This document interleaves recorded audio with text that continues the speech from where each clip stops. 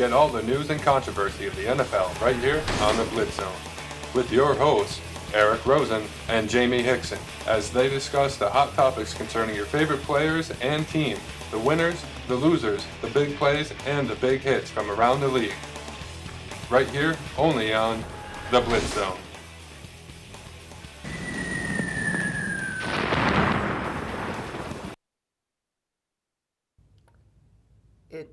It's Friday, October 30th, 2015. It's that time of the hour for your favorite NFL and college football program. Welcome to the Mischief Night edition of the Blitz Zone. Hi, everybody. I'm Eric Rosen, and we're coming to you live from the studios of CTV in Staten Island, New York. And with me is my main man, my co-partner throughout this entire journey to Super Bowl 50, Mr. Jamie, the Gangsta Hickson. Nice costume, first of all. And second of all, I'm far from a gangster, but it's still great to work with you going into this Halloween weekend. Oh, man, it's so much fun. By the way, the costume I was wearing is Ultron, the villain from the latest Avengers film, Avengers Age of Ultron. Mm-hmm. It's just, I liked this costume when I first saw it last month at Party City when I was with my mom and all that. So it's a really good costume, Yeah, this is definitely the time to be going in costume. And speaking of blockbuster movies that are coming out, not too far from now is the other blockbuster film, the last edition of The Hunger Games. And there's also the new Charlie Brown movie that's coming out, which I'm dying to see because I love Charlie Brown. There's the new James Bond movie. A week from today. And then Christmas time, Star Wars is back. And they're already selling tickets. In fact, on StubHub, they were selling tickets for $165 for the first night. Yeah, I can believe that. Have you seen any of the trailers for that movie? I couldn't believe watching Harrison Ford as, oh my God. Seeing Harrison Ford again really brought back a lot of memories for me. And the best part is they brought back Chewie, they brought back Luke Skywalker, and they brought back Princess Leia, which is a huge addition. And you gotta love the new characters like John Boyega, and Ridley, Daisy Ridley. Really some great, interesting characters. But that's definitely down the line. Can't wait for that. Yeah. But tonight we're here for one thing: football. Speaking of blockbusters, we're coming off a rather interesting weekend with some interesting rivalries. But now we're approaching the halfway point of the season, which also means the trade deadline is not too far away. But first things first, we're entering Week 8, and there are some really interesting games and other games which will prove exactly where some of these teams stand in this league. Can they be are they going to show that they are the Super Bowl contenders that they aspire to be? Or are they just going to be at that point where they can tread water? Or can they just be discounted as a contender altogether? Yeah, this is really an interesting week, you say, in the middle point of the season where you'll see a lot of the teams try to separate themselves or try to acquire the very pieces that they need to make their team even better than they were in the previous 7 weeks. But let's get into the news of this past week, starting with Detroit. This year, they're 1-6, off to their worst start since 2008, but luckily at least they did get a victory against Chicago. But they just had a recent loss this past Week 7 against the Vikings, 28-19. And because of yet another loss and another bad performance from Matthew Stafford in the offensive line, this prompted head coach Jim Caldwell and the Ford family to finally decide to let Joe Lombardi go as the offensive coordinator on Monday, along with Jeremiah Washburn and Terry Hefferman, the offensive line coaches. And if that first person's last name is familiar to you, Joe Lombardi, the reason that is he's the grandson of the legendary head coach Vince Lombardi, who will the two-time Super Bowl coach for the Green Bay Packers. Yeah. But, unfortunately, his system of offense, of timing and precision, didn't really fit with Stafford and the style of the Detroit Lions, even though he came with 7 years of experience with the New Orleans Saints, 5 of which he was the quarterbacks coach with Drew Brees, in which they won Super Bowl 44.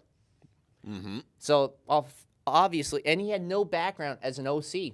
Yeah. But I keep hearing that the problem is with the offense. That's half the problem. The real problem is defensively. They're not getting any push against the quarterback. Their secondary looks abysmal right now. So when you think about it, this is exactly where the Lions have to build for next year. They have got to start building a better defense. Now that Ndamukong Suh is gone, they're going to have to look elsewhere for that big-time pass rusher. And the crazy thing is they didn't wait till this past week's game coming up in London against Kansas City, which we'll definitely get to in a little bit. But the best of luck to Joe. Hopefully he'll find employment somewhere else. Now, next story right here, the NFL. You know, sometimes when the NFL makes their rulings on any situation, whether it's a potential suspension or anything that went down off the field, well, this ruling that they made this past week on two players trying to bring light to issues that are close to their heart. Starting off with DeAngelo Williams, the running back now of the Pittsburgh Steelers, but for years was with the Carolina Panthers. Yeah. He decided under his eye black in the month of October, which is Breast Cancer Awareness Month, the very month that I hold dearly and closely to my heart, as well as you and millions of others. Yes, I do. And he wrote under his eye black, "We will find a cure," and he got fined for it. This is exactly why the NFL is sarcastically referred to as the no fun league. These guys are trying to raise awareness for cancer research.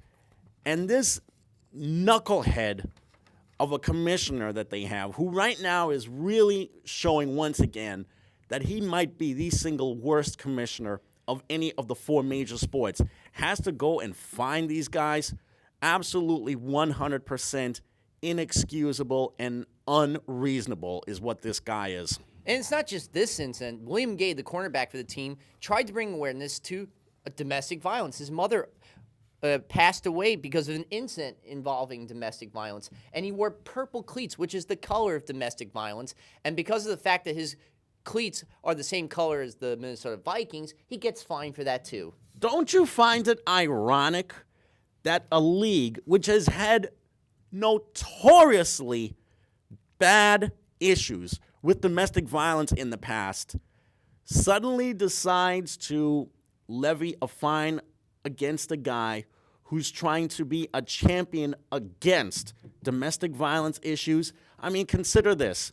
You've had Ray Rice, you've had Greg Hardy, just to name a few of the many domestic violence issues that the league has had. And they find a guy who's trying to raise awareness against domestic violence. Oh, McDonald's. Don't you find it a little bit fishy that, regarding what's going on there? I know it is, but what they're using is the league's uniform policy. That's what they're hiding under. I think it's just a smokescreen. I just don't feel that they don't want to be reminded again of all the problems that they've had. But at least, you know what? People are bringing light to issues that the NFL sometimes doesn't talk about. If I were a player and I wanted to bring out autism awareness, for instance, and wear the multicolored ribbon on my uniform, I would probably be fined by Commissioner Goodell for doing it, even though that's an issue close to my heart. Or anybody would be fined for doing something to raise awareness about an issue close to their heart. I think it's wrong. I think it's disgusting. I think the commissioner needs to reevaluate this rule and allow these players special considerations. Like for 1 week, they get to at least have an awareness issue on their uniform. And, you know, every player should have the right to do that, whether it's for the environment, for gay rights, you know, as long as it's not for something that's, you know, terrible or bad, then they should be allowed to raise awareness issues like that. Anyway, Jason Pierre-Paul, this past July 4th. As you know, on July 4th, we like to celebrate America with barbecues, fireworks, being at the shore, going in the pool, and just remembering the fact that our forefathers signed our Declaration of Independence from Great Britain. And, of course, what also happens on Independence Day? The fireworks go off.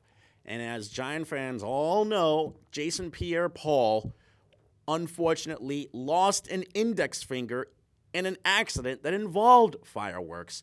And he wound up missing, well, so far he's missed half the season because he's trying to come back from that injury. In fact, he even showed an up-close and personal photo of his now surgically repaired right hand to the media. doesn't really look as bad as I thought it would be. Fortunately, he still has the tattoo on the upper part, the top part of his hand. But the bottom line is, he is back on the team. He signed his 1-year tender. He's going to try and make the effort to come back, maybe within the next couple of weeks or so. So either he may be back in the game, November 8th game in Tampa Bay, or the following week at home against New England. That's right. On the 15th. So it could be either one of those two games he's targeting. And what he did was, back in March, he had a $14.8 million franchise tag offered to him. Of course, his people wanted to be greedy and get a long-term deal, and he said no to it. And then came July 4th when he didn't sign the tender. Of course, the index finger incident on July 4th happened, and after that, the deal was pulled away. Yep. And he didn't get any consideration for months until he was physically able to show Jerry Reese and the team that he was fine. Because when he lost his index finger, that's a big part of his body that he needs in order to be the monster pass rusher that he is. You know, I would love to see the season that he had where he had 16 sacks back in 2012. If he can do that, that'd be fine, but that's not going to happen this year. I think any kind of contribution that JPP can give to the Giants this year would be complete gravy for them, especially considering they're suddenly in the thick of the NFC East race now because it's so jumbled. It's the Giants, it's the Cowboys, it's the Redskins, it's the Eagles, not necessarily in that order right now. Well, the Giants are number one. They're first place in the NFC East at 4-3, but yet their defense is 29th in total defense. They need more pass rushing, and this is where he comes in. He's got an $8.7 million incentive-laden deal, as you mentioned. He got a roster exemption deal where he gets 2 weeks to be activated to get in football shape. And as Giant fans have been forced to watch, they have had absolutely zero pressure on any of the quarterbacks that they faced this season. He's going to be such a big addition for them. Let's see exactly how he can do with 4 fingers on his right hand now. All right. And now the last two stories involving the state of Texas. Oh, yes. Let's start with the Houston Texans. They got shellacked this past week on the road in South Florida so badly it's not even funny. And on top of that, the day before their shellacking, their quarterback, Ryan Mallett, decided to he missed the team's charter plane. He said that his alarm, he said that there was traffic in Houston, which the Chronicle, which is the newspaper of Houston, said that was bogus, but he missed the flight. And, of course, that really upset Bill O'Brien, the head coach of the Houston Texans. And this, of course, came on the fact that last year Mallett was acquired via a deal that Houston didn't have to give up anything for. Yeah. And he started very few games after Ryan Fitzpatrick went down with the injury. Then he got injured himself with the torn pectoral last year. Then he was able to get healthy enough to play this year, but he was in a competition with Brian Hoyer, who they got from Cleveland. Hoyer started the first game against Kansas City, but he was so terrible in that performance, that's when Mallett came in the last 6 minutes and got 2 touchdowns, one of which to Hopkins. Anyway, next 4 games, he's the starter, and then comes the Houston-Indianapolis Thursday night game where he threw an interception on the very first drive of the game. He was so terrible and got injured, in fact, in that game that they brought in Brian Hoyer. And Brian Hoyer has held on to the starting job since. And because of the attitude he showed in this incident and also in the preseason when he was late for practice, and he said that his alarm clock was broken, which is like the dog ate my homework excuse. And now because of that, they decided on Tuesday to release him from the team, and they signed T.J. Yates back. I think I might know what the other story involving one of the Texas teams is. It's involving the Cowboys, and I can give you a couple of examples. One, there's Joseph Randle. There's a chance he might be suspended coming up because of a drug possession that took place at the beginning of the year. There could be a suspension and a fine, or maybe one or the other involved. And 2, the aftermath of the loss by the Cowboys to the Giants, and that involved Greg Hardy's almost coming to blows with Des Bryant on the sidelines, and Jerry Jones having the audacity to call Greg Hardy, the same Greg Hardy who has his own legal issues, a leader. This just goes to show you why the Cowboys are they are with Jerry Jones as their boss. They're going nowhere fast. Here's some more news for you, and it involves the 49ers. There was almost a fist fight that took place in the locker room between two teammates, one of which being Vernon Davis, over Colin Kaepernick. Vernon Davis defended Colin Kaepernick, while other guys in the locker room have basically lost a lot of confidence in Kaepernick as the quarterback, and Jim Tom Sula could be on the firing line. Can you blame them for their lack of confidence in Kaepernick? Look what he did last week against Seattle. That right there tells you the whole story. The fact that, again, they only had 3 points at home against a division rival. Wow. You cannot blame that 49ers squad for having that lack of confidence in him.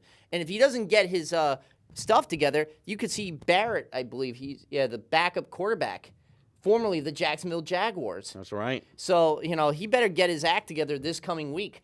Okay, let's get into the Week 7 recap. Starting Monday night, Baltimore going to the desert to face the Cardinals. And the Fountain of Youth has found Chris Johnson this year. 122 yards on the day, including a big 62-yard play, going over a defender's belly and kept on running.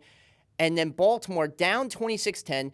Asa Jackson gets the block punt, sets up Joe Flacco for the 1-yard touchdown pass to Kyle Juszczyk, the back. The 2-point conversion to Nick Boyle to make it 26-18 with about 4:26 to go. Baltimore later gets the ball back after stopping Arizona's offense. They go on this amazing drive, and then with just seconds to go on the clock in the end zone, Tony Jefferson intercepts the ball for the Arizona defense. Arizona wins 26-18. And Arizona continues to be atop the NFC West right now. It's a great season for Bruce Arians and Carson Palmer and another fountain of youth, Larry Fitzgerald. That's right. The AARP squad in action. When you think about it, they're not really that old. I mean, Larry Fitzgerald is only, 32 years of age? I mean, if you really want to go one more, Tom Brady's 38. He looks 10 years younger right now, but that's beside the point. The point is the Cardinals are playing great football. Let's see what they do the second half of the season. All right. How about let's go to jolly old London, England, where Bills and Jaguars in London. For the first time ever, live stream on Yahoo Network. They had 32 million views because of this, and I was, of course, one of them. Some glitches, but mostly good. Anyway, the game is 7-3 after Jacksonville scores a touchdown from Blake Bortles to Allen Hurns. Then Buffalo gets the ball with E.J. Manuel. He throws an interception. No, he gets actually strip sacked, by Chris Clemens and company, who takes the ball into the end zone on 3rd and 9, making it 14-3 Jaguars. Then the Bills get the ball back. Then Aaron Coven intercepts the ball for the first interception of the game. Unbelievable that he did. Actually, it wasn't Aaron Cole. It was Telvin Smith who intercepts the ball over Manuel. 26-yard pick six. Then Paul Posluszny intercepts the ball yet again off Emmanuel. 3 straight times the Jacksonville Jaguars defense took control of this game. After that interception by Posluszny, Jaguars got their first rushing touchdown of the season by T.J. Yeldon. Yep. And they were up 27-3 because, unfortunately, Jason Myers muffed on the extra point. You think the game is over? Nope, not even. Not even is definitely, because the Bills then go on a tear with a 16-yard touchdown pass to Robert Woods. Then the field goal by Dan Carpenter, making it 27-13 at the half. Then the fourth quarter gets underway. Carpenter gets yet another field goal to make it 27-16. And then Marcus Easley gets his first touchdown catch of the year from 58 yards, making it 31-27 with about 5:21 left. Yeah. Then all of a sudden, Blake Bortles goes on this amazing game-ending drive, throws this beautiful touchdown pass to the left part of the end zone to Allen Hurns with about 2:16 left. They eventually win 34-31. What a big win for the Jaguars to keep things afloat for at least a week. Oh yeah. How about this for an amazing comeback? You think it's 24-0, all right, at the end of the first half by the hands of the Tampa Bay Buccaneers over the Washington Redskins. You think game over, right? Wrong. Washington Redskins come back in the second half for the best thriller of the day. 3 second-half touchdowns by Kirk Cousins, including the game winner from 6 yards out to Jordan Reed at the very end, actually with 24 seconds left. The Redskins win 31-30. You know, for all of the problems that the Redskins have had this season, give them credit for not quitting. They've played really hard in some of these games. And you got to look at Tampa Bay's penalties. That's what killed them. They had 16 penalties on the day for over 130 yards. Mm-hmm. When you do that, that kills your team, all right? How about the Houston Texans? You know, you talk about not only did they cut Mallett, but they lost Arian Foster for the season. Yeah, unfortunately, he tore up his Achilles. On the final play of the game. Yeah. That's the really sad part. And on top of that, they lost 44-26 to the Miami Dolphins. Miami led 41-0 at the half. Yeah. You know, they had some big impressive touchdowns to Landry on a 10-yard pass, and then Lamar Miller's 54-yard reception, Rashard Matthews on a 53-yard pass on a catch and run, and how about that 85-yard run up the right tackle spot from Lamar Miller? He had 112 yards on the day from that area of the field. True. So true. 44-26, Miami wins, even though, yes, Houston scored those garbage points. Yeah. But this just leads me to the question. The game had already been decided. Why have Arian Foster there at the end when they knew full well that they had their heads handed to them? Well, I could answer in one of a few ways. None of them very good, except that was just plain stupidity on Bill O'Brien's part. And now you're going to have to go with Alfred Blue for the rest of the year as your starting running back. And the guy didn't even have that much success in the first few games of the year when he was replacing Foster. Foster, unfortunately, he's a health concern, walking on 2 legs.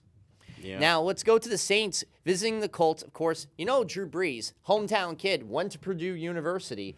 Well, he attended college in Indiana, but he's actually from Texas. So this was a quasi-homecoming for him. But the bottom line is the Saints came away with a 27-21 win, almost blew the game when you think about it. They led 27-0, and then the Colts wound up making things interesting at the end. But this was such a huge win for the Saints. I mean, they were really teeter-tottering the first 6 weeks of the season. Now they make things a little bit interesting going into the second half. Yeah, you did see in the fourth quarter, you know, those 2 big third quarter touchdown passes to T.Y. Hilton from 87 yards, which was a beautiful catch, by the way, and 46 yards to him. And Dante Moncrief, the guy the rookie they got, he had an 8-yard touchdown pass with about 3:05 left, but they ended up losing 27-21. Now, the Atlanta Falcons heading to Tennessee, Music City, and believe me, it wasn't the greatest music I've ever heard, but I think this was a broken record, if you ask me, a broken record in the eyes of Titan fans because they've seen this garbage before. What a putrid display of offense by both teams. The only thing you can say is big win for the Falcons. Especially it was Julio Jones who got the game-winning go-ahead touchdown pass, you know, in the third quarter from 8 yards out. And that was, by the way, when Atlanta was out gaining Tennessee 134 to 45 yards. Terrible. Okay, the Cleveland Browns visit the St. Louis Rams at the Dome, and Todd Gurley was the main man of the day along with the defense. Gurley had 128 yards on the ground and his first 2 NFL rushing touchdowns for his career. It is such a shame that whatever Rams fans are left in St. Louis are watching a lame duck franchise because right now there's a really strong, and it's getting stronger possibility that they're going to return to L.A. within the next 2 years, I think, because the Rams have a really, really solid team right now. They don't have much offensively, but defensively they're really, really good, especially on the line. Well, offensively, it's Todd Gurley. That's really their offense. He's more than 44%. And then you count for the defense, they had 4 sacks and 4 fumble recoveries, including 2 strip sacks off of McCown. In fact, it got so bad McCown had to leave the game with just minutes to go. Johnny Manziel came in for mop-up duty. Now do you think Johnny Manziel should be given another chance and be the starter once again? Despite the fact that he had an investigation on him, which, by the way, nothing's going to happen to him. Yeah. Well, let's hope he learns his lesson this time. if he ever does. How about the Steelers visiting the Chiefs? Chiefs looking to end their 5-game losing streak, and they do, winning 23-13. Alex Smith, man, unbelievable touchdown pass he had to Chris Conley from short yardage. And how about Charkandrick West? He had his first career rushing touchdown, taking over for Jamal Charles down for the year with that 20. This is the Alex Smith that Chiefs fans were used to seeing the first time he put on a Chiefs uniform a couple of years ago. Let's see him try and build on that momentum going into their next game. As far as the Steelers are concerned, poor loss by them. Hopefully, they can get Ben Roethlisberger, not necessarily at 100%, but maybe at 70 or 80% going into this weekend. Yeah, Landry Jones got picked off twice and lost the fumble in his first career start. How about the Detroit Lions being visited by the Minnesota Vikings in an NFC North battle? And let me tell you, Teddy Bridgewater had a hell of a performance. 316 yards, 2 touchdowns on the day.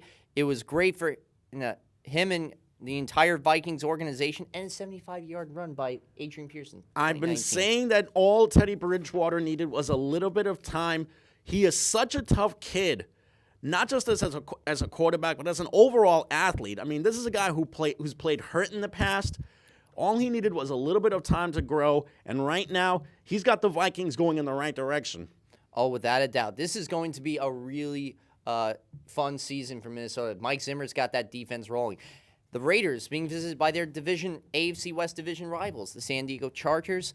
Them going to visit the Chargers, and they beat the Chargers 37-29, 3 touchdown passes by Derek Carr, including a 52-yarder on the left inside screen to Amari Cooper. Him and Cooper have just been outstanding with each other. Cooper averages about 87 receiving yards a game on the year.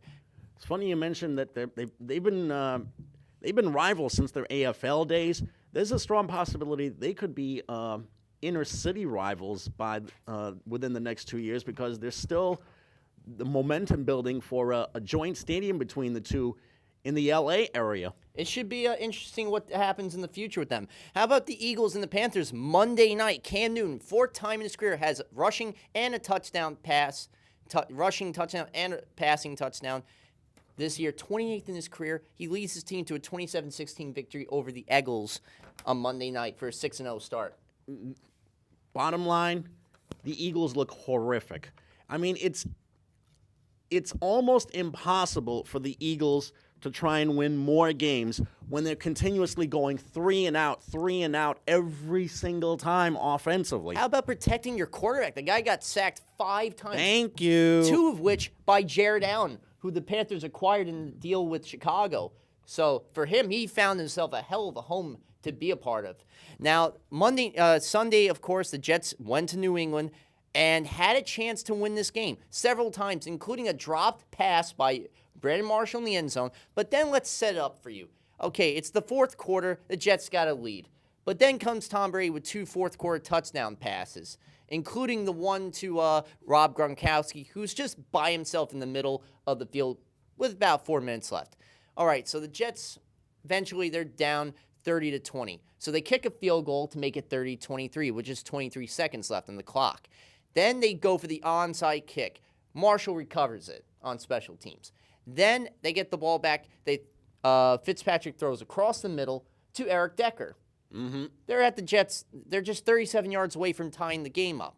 Then, with just seconds to go in the clock, they're trying to line up to spike the ball. Unfortunately, they run out of time. And you know why they ran out of time? Because at the 2-minute warning, the Jets suddenly decided not to use any of the 3 timeouts they had. If they had just used their timeouts, they would have had a little bit of time to try and set up for the game-tying touchdown. Coulda, woulda, shoulda. They lost 30-23, including Brandon Marshall getting penalized at the end. That was a game that the Jets completely let get away from them. And by the way, Brady, even though they did win, his receivers were not that great on the day. 11 drop passes, 6 of which by Brandon LaFell. And finally, the New York Giants get a big victory at home against their division rival Cowboys, 27-20, thanks to Dwayne Harris's 100-yard kickoff return touchdown. And also thanks to Matt Castle's 3 turnovers, all on picks, including 1 pick six that was done by Dominique Rogers-Cromartie, and also a 4th turnover, which resulted from